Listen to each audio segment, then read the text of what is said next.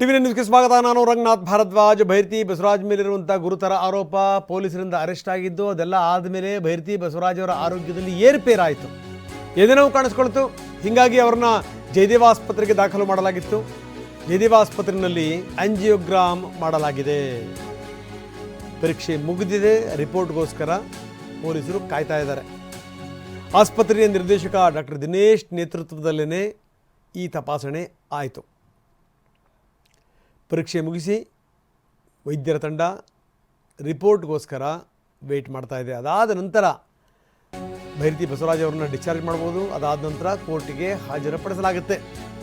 ಇವತ್ತು ಅವರ ಭವಿಷ್ಯ ತೀರ್ಮಾನ ಆಗುತ್ತೆ. ನ್ಯಾಯಾಂಗ ಬಂಧನನ, ಕಸ್ಟಡಿನ,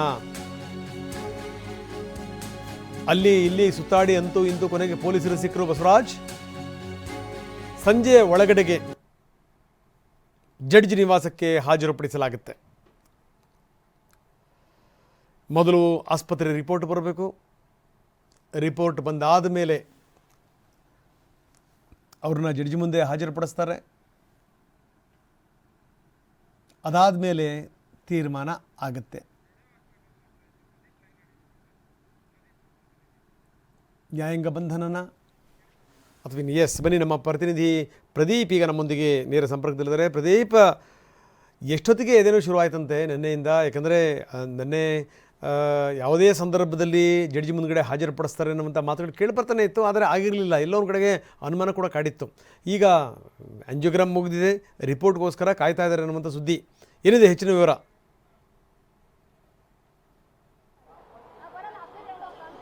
ರಂಗನಾಥ್, ರೌಡಿ ಶೀಟರ್ ಬಿಕ್ಲು ಶಿವ ಕೊಲೆ ಪ್ರಕರಣದಲ್ಲಿ ಬಂಧನಕ್ಕೆ ಒಳಗಾಗಿರುವಂತಹ ಶಾಸಕ ಭೈರತಿ ಬಸವರಾಜ್ ಅವರಿಗೆ ನಿನ್ನೆ ವೈದ್ಯಕೀಯ ಪರೀಕ್ಷೆ ವೇಳೆ ಇಸಿಜಿಯಲ್ಲಿ ಸ್ವಲ್ಪ ವ್ಯತ್ಯಾಸ ಕಂಡುಬಂತು. ಹೀಗಾಗಿ ಅವರಿಗೆ ಹೃದಯ ಸಂಬಂಧಿ ಸ್ವಲ್ಪ ಸಮಸ್ಯೆ ಇದೆ ಅಂತ ಹೇಳಿ ಅವರ ಪರ ವಕೀಲರು ಕೂಡ ಕೋರ್ಟ್ಗೆ ಅಫಿಡೇವಿಟ್ ಸಲ್ಲಿಸಿದರು. ಹೀಗಾಗಿ ನ್ಯಾಯಾಲಯ ಅವರಿಗೆ ಚಿಕಿತ್ಸೆಯನ್ನು ನೀಡುವಂತೆ ಜಯದೇವ ಆಸ್ಪತ್ರೆಯಲ್ಲಿ ಸೂಚನೆ ನೀಡಿತ್ತು. ಹೀಗಾಗಿ ನಿನ್ನೆ ಸಂಜೆಯಿಂದಲೂ ಸಹ ಅವರು ಜಯದೇವ ಆಸ್ಪತ್ರೆಯಲ್ಲಿ ಕೆಲವು ಪರೀಕ್ಷೆಗಳಿಗೆ ಒಳಪಟ್ಟಿದ್ದಾರೆ. ಜೊತೆಗೆ ಅವ್ರ ಮೇಲೆ ತೀವ್ರವಾದಂತಹ ನಿಗಾವನ್ನು ಸಹ ಇಡಲಾಗಿದೆ. ಸದ್ಯಕ್ಕೆ ಅವ್ರಿಗೆ ನಿನ್ನೆ ಸಂಜೆಯಿಂದಲೂ ಸಹ ಇಸಿಜಿ ಮತ್ತು ಇಕೋ ಟೆಸ್ಟ್ಗಳನ್ನು ಮಾಡಿದ್ದು, ಅದರ ವರದಿ ಕೂಡ ಬಂದಿರುವಂಥದ್ದು.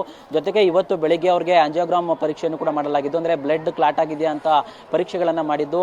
ಆ ವರದಿ ಕೂಡ ಈಗ ವೈದ್ಯರ ಕೈ ಸೇರಿದೆ.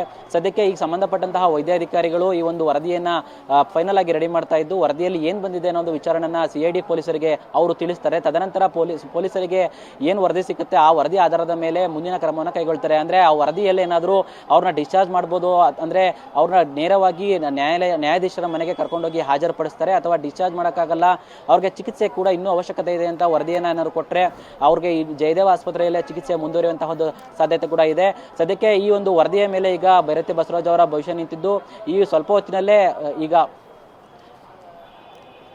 ಸ್ವಲ್ಪ ಎಸ್ ನಿಮ್ಮ ಸಂಪರ್ಕ ಸಾಧ್ಯ ಆಗ್ತಿಲ್ಲ. ಮತ್ತೆ ನಿಮ್ಮನ್ನು ಸಂಪರ್ಕ ಮಾಡುವಂಥ ಪ್ರಯತ್ನವನ್ನು ಮಾಡ್ತೀವಿ, ತೋರಿಸ್ತಾ ಇದ್ದೀವಿ.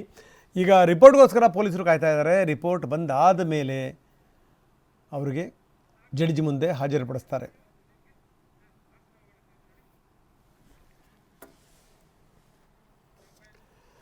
ಇನ್ನು